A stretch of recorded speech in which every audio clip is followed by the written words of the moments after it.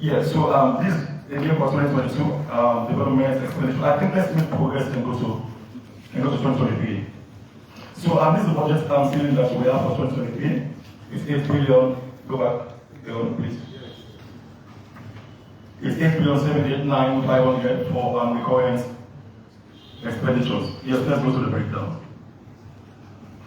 As you can see from the screen, this is the detail. The approved budget for 2023. We are still in 2023 and 2 months to go. The recurrent for that is 9,600,000,000, and the actual expenditure up to date 2023 is 8,305,121. So we still have a variance there of 1,294,878. We have discussion on this variance. Of course, there are still programs and activities that we designed to cover the variance. We develop concept laws to ensure that we utilize this variance before the end of the year. So I believe our Minister of Finance will actually respond to that variance. We still have some work to do before the end of the year.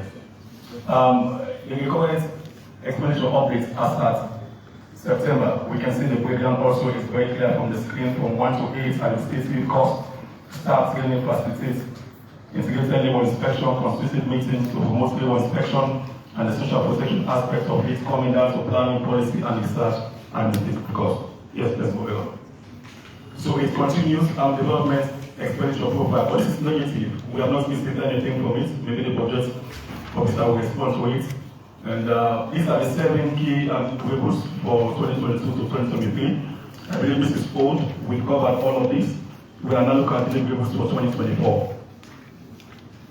So you can see this is a report. It gives you a summary of what we have done so far with respect to the deliverables for 2023. 5 key deliverables, but very big activities and programs. On the last, on the right hand side, at the extreme end, you can see all of the remarks, what we have done, and some of the things we've achieved. This means that I believe we've done a lot. If you actually take your time to go through the hard copies that we've given you, you see clearly how much we've done with respect to the deliverables in 2023. Yes. It continues. So this is an highlight of what we've accomplished so far in 2022, so first half of this very year. I'll just give you just a few. The issuance of recruitment license to private employment agencies. I believe you did hear the minister made mention of there's a plan to go and sign another memorandum of understanding, with countries to ensure that we facilitate labor migration. And also in terms of our obligation with ALAC, we've done some work again. I think kudos to the Minister of Finance for supporting us to pay those amounts. Yes, we still have an outstanding. And yeah, this are just reminding me that we still have an outstanding. Sierra Leone is a member state of the International Labour Organization. Of course, we've ratified a whole lot of conventions and reported on them as well. The details, they are right there for you to go through. In terms of industrial disputes, of course, we've done a whole lot, because one of our key mandates is to ensure that we promote industrial peace and harmony.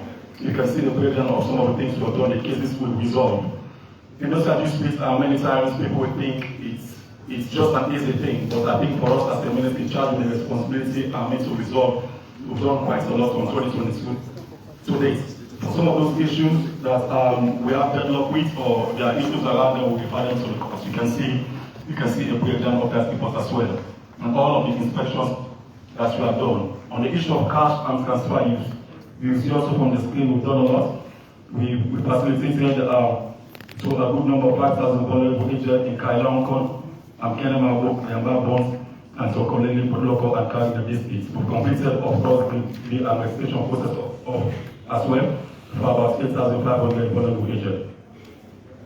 It continues. We can go on and on with the achievements of this ministry. We've done a lot. It's just a catalogue of some of them. We've enacted the laws. We now have the work permits. We now have the employment laws and many other laws on the pipeline. And despite the challenges, we believe that this budget hearing is anchored on revenue.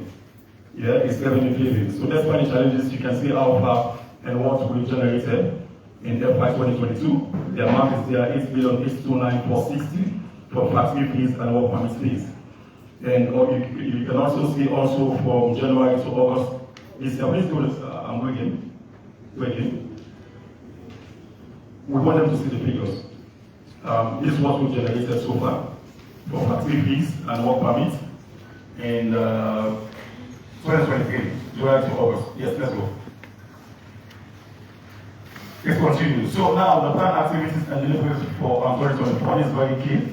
It's very key slide. We want to make sure that we have present this one so that the Minister of Finance will look at it, because this is what will determine actually the things that we'll do come 2024. The deliverables. I think something is missing there.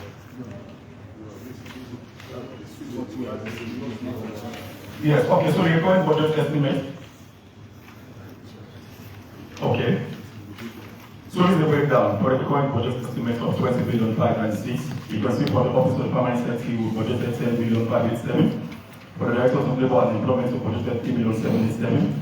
And the Director of Occupational Health and Safety, 1,787. And the Director of Social Protection, which is also another key director, is 3,830. And the Director of Planning Policy and Research, 644. So the total of that, this is what we're actually looking at for 2024, 20,596,820, maybe more. Yeah, so this is a strategic plan. Highlighted plan activities for FY 2024. There's a whole lot there to do from 1 to 12. You can see all of the activities and the budget line as well. Yes, sir. And the development capital estimates for FY 2024. Institutional capacity building projects is very key for us, and also the strengthening of labor market information system and manpower planning. Where two is a manifesto commitment for us to be able to see that we have a functional labor market information system. If we are to create 500,000 jobs, there must be a system to track and monitor the labor market. So the LMIS is very key for us, that you can also see from the screen. Yes, sir. Revenue generation. Like I said again, the budget line is anchored on revenue. For revenue generation in FY 2022 to FY 2023, this is what we have generated so far. From January to December last year, we generated 8,829,460. And for this year, this is what we generated from January to August, right? We generated 3,240. So you can see the total of what we generated from last year to now is 12,069,950. I think that's a good sum of money. You know, and we intend to do more if we have the support, the resources, and the capacity. Yes, sir. So this is the analysis, you know, from month to month, January to December, the figures are here, the fees, the license, all of these. This is just the breakdown. Yes, sir. So this is the projection for next year. I'm confident on the fact that if we have the resources, the finance, and the support, I think this is what we stand to generate, 20,165. Like the Minister said in his opening, we have plans to increase the work permit fees. Well, we're not reveal the fees here because we're able to take it to cabinet, but I think that's a good sum as well. What is what we've projected for FY 2024 on the scale of work permit forms, work permit fees, and the registration and renewal of factory license. We stand to generate 20 billion as projection if we have the needed resources and finance. Yes, sir. So the key deliveries for 2024, I was looking for the slide, is here now. We have about 6 to facilitate the enactment of the draft labor bills. What this means is what we have done so far is to ensure that we review all of the labor laws, not some. And we've also enacted 3 of them. The Work Permit Act is now out, it's now a law. The Employment Act, and also the Migration, Overseas Employment and Migrant Workers Act. We have those 3 that have been enacted so far. As we speak, we still have 4 more to go, or 3. We have the Social Protection Bill, it's still with the Law Officers Department. We have the Workers' Compensation Bill. We have the Occupational Safety and Health Bill as well. So those ones are coming. So we want to ensure that we facilitate them. And that's one key deliverable for the year. And the Indian Bill as well in those calculations. So number 2, we also want to see that we have a functional labor market information system developed. Yeah, and that will support the job creation process of 500,000 jobs. So we have to track the system to see what we have, the job opportunities that are out there, those who are employed, those who are not employed, the skills that are available. Without the system, it will be difficult for us to be able to achieve that very big goal by His Excellency. So we want to see what we can do with respect to having a functional labor market information system. Number 3 also is to increase the coverage for social protection.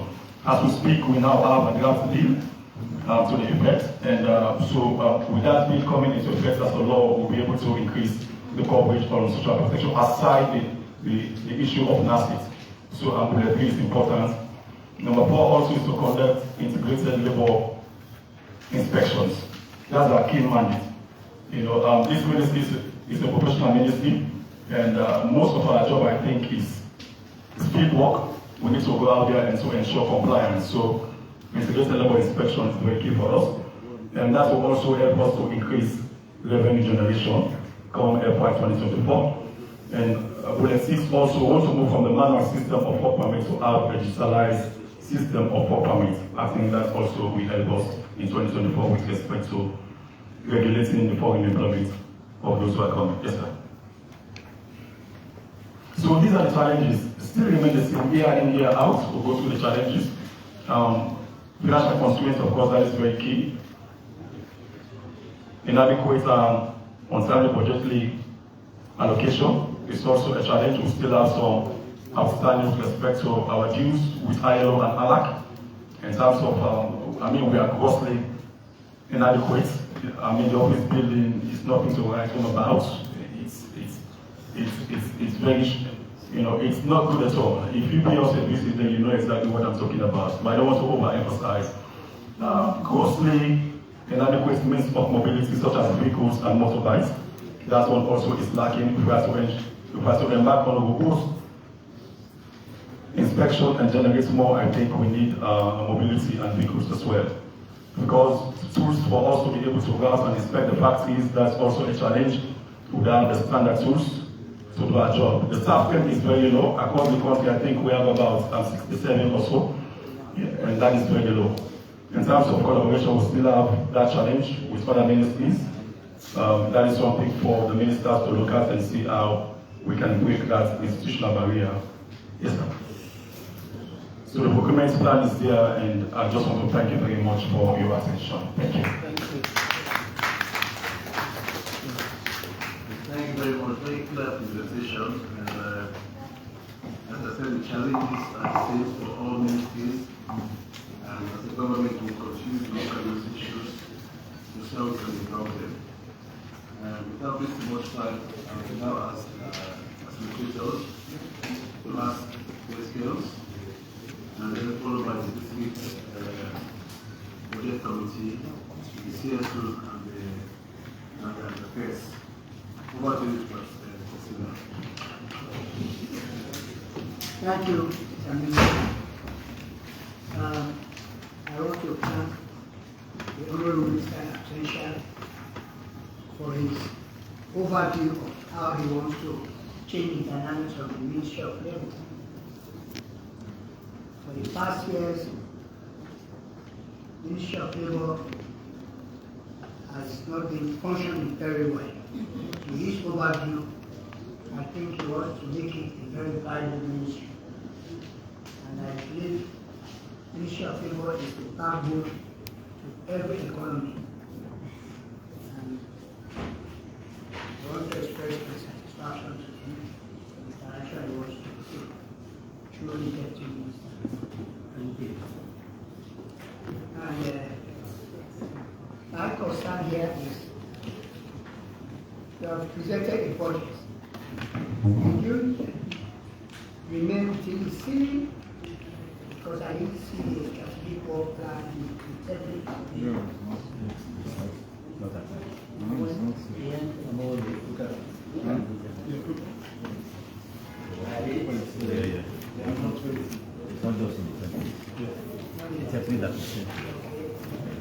So we gave you a feeling of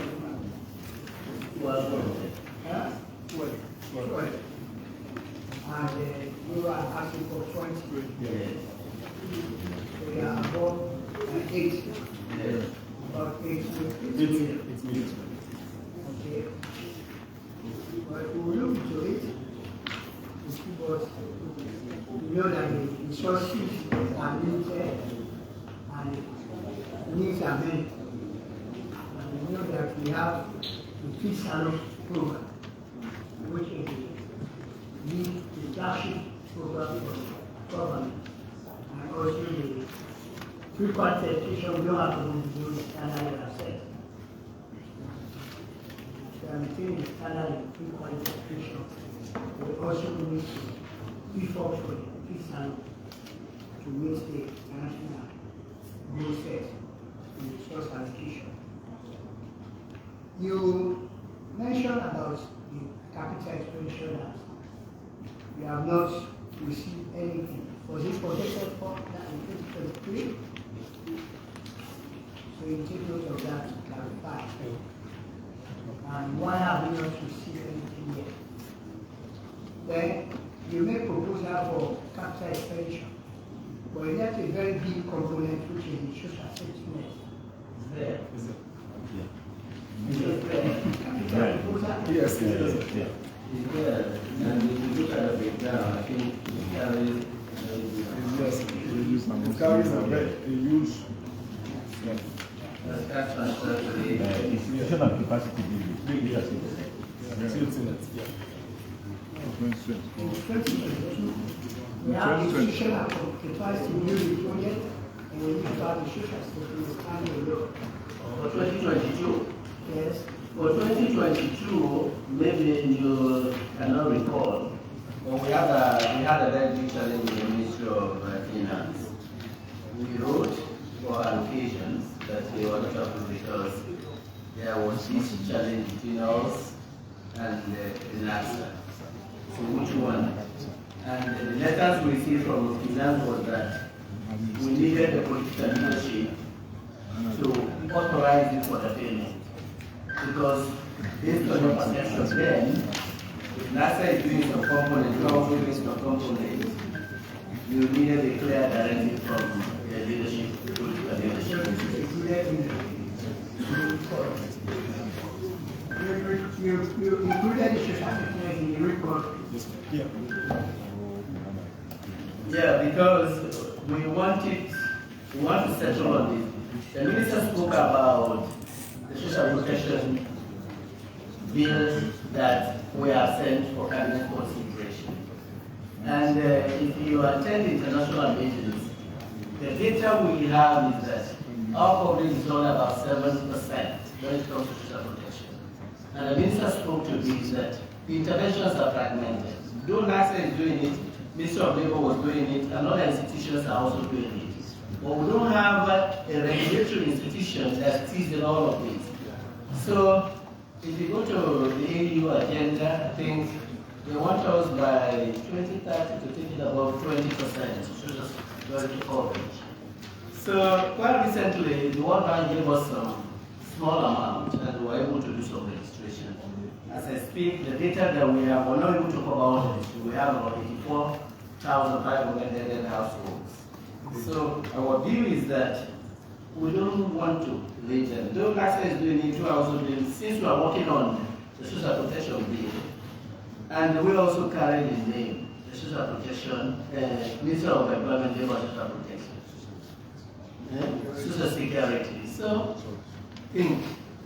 but this is supposed to be decided by the political leadership, but our mandate is supposed to cover even NASA's intervention. So that's why we are having maybe some huge amount allocated, if approved, that we need to be servicing the agent. Because if you go out, it's really protected. Someone will tell you that for the whole year, they cannot even earn 10,000 euros for the whole year. And because I've been to some locations, it's really protected. So it's there. Maybe just It's focusing on the administrative cost. There is nothing available for the services for the beneficiaries. No, that one is not for administration. That was the expenditure for 2022 because 2024. 2024? Yes. Is there social protection administrative cost? It's 2,140,000. Maybe that's not well placed.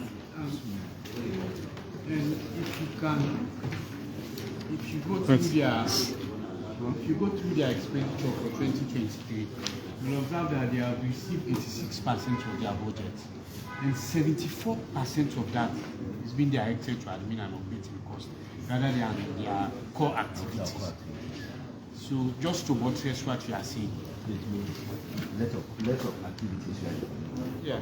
So in that direction, the budget actually needs to restructure towards the service provision and period. Because That's for 2023. Yeah. And if you go to 2023, again, it's the same pattern. So I'm like projecting that you do the same thing In 2024. no, it's a even the 2024. solution, sir. You understand? They have to revisit this project again to realign it to the service provided. Your core activities. Your core activities. Okay? Okay, it's noted. Because even research, planning research and planning policy and research is an administrative cost. Okay. You already provided administrative costs under the office of the president, permanent secretary. 10.5. Bullet So one. that should be and for cover. the research activities, not administrative costs. It's wrong there. Research. Yeah.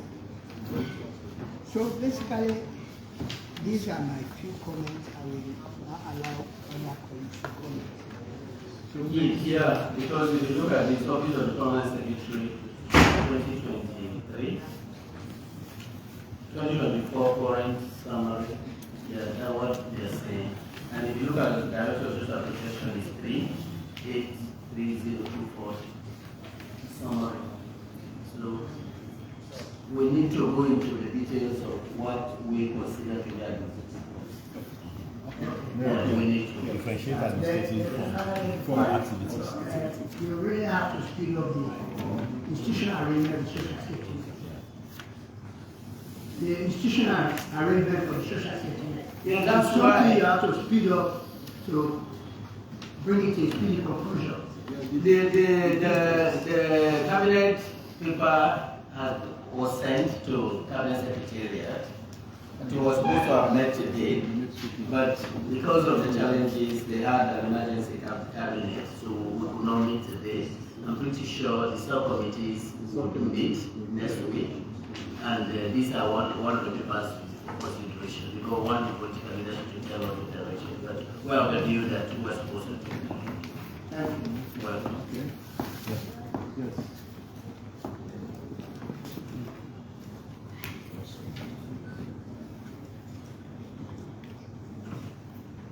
Yeah, let me start with you from the Ministry of Labour for a very concise and brief presentation. Let me commend you for the format in which the revenue presentations were done. That is actually the format that we are actually expecting. That is to give us the disaggregated figure of revenue streams for the various years. The only thing that is missing here is the assumptions to support your 2024 projections. We did not see the assumptions because we would love to see the assumptions so that that will give us an indication as to whether the projections are plausible or not. Then I just want to know the extent to which your ministry is actually collaborating with the Sierra Leone Local Content Agency when you are doing your factory and industry inspections in order to ensure strict adherence to the provisions in the Local Content Agency Act of 2016. Then, in addition to the three revenue streams that you highlighted in your presentation, are there any other additional sources you think the ministry will be able to tap into in terms of revenue generation, for which you may require some legislative support from the Ministry of Finance? Because there has to be the legislative backing, otherwise you will not be able to collect the revenues. Are there any other three areas in terms of revenue generation, which are apart from those three revenue handles that you highlighted, for which you may require some legislative support from the Ministry of Finance to enable you to collect and account for those revenues? Then the revenue figures you presented, are these the reconciled figures with that of the National Revenue Authority? Because there is an NRA officer at Ministry of Labour that collects the revenue, not so, and the commercial bank. So have these figures, because you only do the assessment and they do the collection. So I want to know whether these figures have been really reconciled with those that are doing the collection. Otherwise, you'll be reporting one thing, and you'll be reporting a figure that will be different from the figure that is being reported by those that are collecting. So So I really want to know whether that reconciliation was done before conference with the PL. Okay, that's in tall order. Okay, maybe we'll give you chance to respond. Yeah, for the figures, they are reconciled figures. We don't just omit because we have the unit and the NRA is there. At the end of every month, they sit, they look at their own records. Because what we have instituted in the Ministry of Labour is that before now, people are just going to the bank paying without us knowing. So we've asked that they come to the unit, they give them the payment advice, because there are different rates for ECOWAS, non-ECOWAS, for all of the categories that we are. So after the payment, they come with the bank statement to the NRA. The NRA issues the receipt. A copy of the receipt is given to the unit for their own records. So that's the reconciliated figure.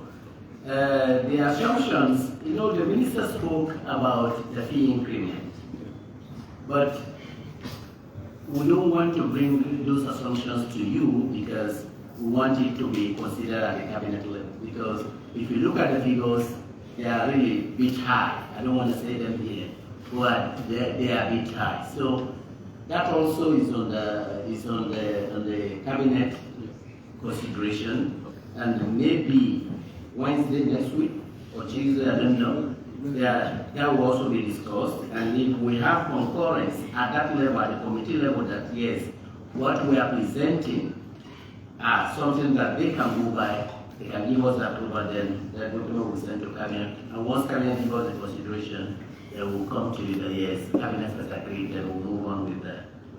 Of course, you spoke about the local content. In the discussions, I cannot vouch for that they are not part of it, but for the work permissions, they are part of the committee. We all sit around and we deliberate, we interview, and most times the issues we discuss, yes, you have 10 foreign nationals. How many Sierraleoneans are there? We look at the figures. Then what is lacking and what the minister spoke to was the availability of those skills in country. Because the minister told you that if you go to some of the areas, like shop boys, to us, Sierraleoneans are qualified to be shop boys. Sierraleoneans are also qualified to serve as accountants. So what the minister wants to institute is that once you bring your application, we liaise with the local content agency to see that yes, we have a stockpile of these skills in country. We also have our database. When you go to the estate, people are coming there, job seekers, they register, and all of these details are taken into consideration. To be honest, you know, before we assumed authority in 2018, you know, the landscape was proliferated by a lot of foreign nationals. Some don't even have work permits. If you go beyond Freetown, and even within Freetown, some after obtaining the resident permit, they don't have work permit. But how can we trace them? That's why the presenter told you that we are highly challenged. I can say here the units for the work permit doesn't even have a motorcycle. So how can we go to areas beyond Bujaun, areas beyond Kailan? And the other sad part of it, we need to come together as Sierraleoneans. It's good that we have these representatives here. If you move beyond here, especially in the mining sectors, we have our senior leaders out there that are conniving with some of these foreign nationals. We want to go for them there, it's very difficult to trace. Very difficult to trace. They come, they go to maybe some field chiefs, and then this arrangement. Every time you go there, you cannot trace them. So, if through my brother we can have 2 or 3 vehicles to next day for the units, then we can be sending our officers out there to be able to trace them.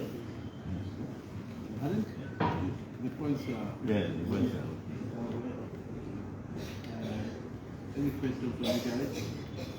You guys have any question from the press? On that note, can I...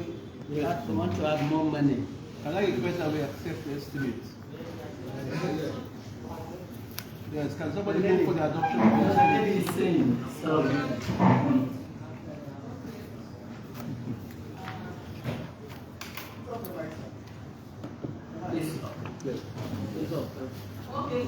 presentation. I followed your challenges still faced by the ministry, and one of these challenges has industry. I'll start with payment of arrears to the RFO and ARFO. How are you going to recover this loan?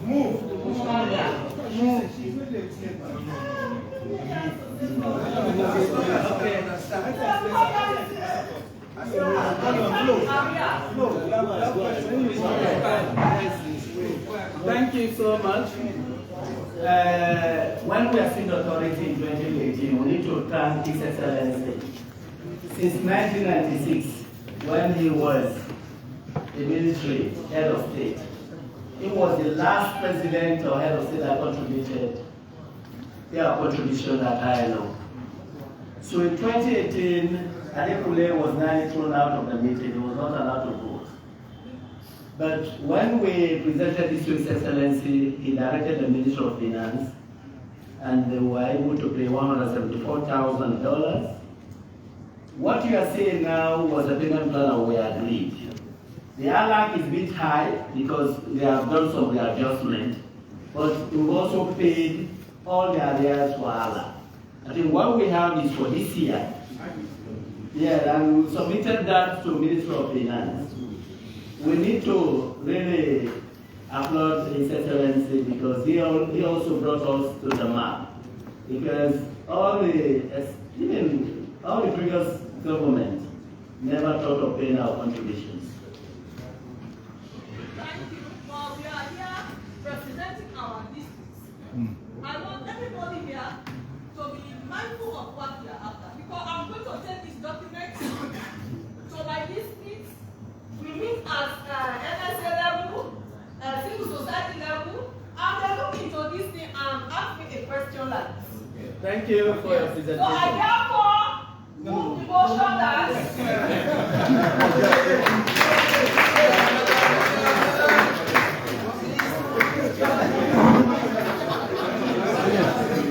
Any second that? I saw second. Thank you very much. Thank you. As you see now, the ministry now approved the labor-owned budget. This is unity broadcasting as we begin live now. Presentation of the budget from the Ministry of Labor from the Ministry of Employment, Labor and Social Security. Thank you.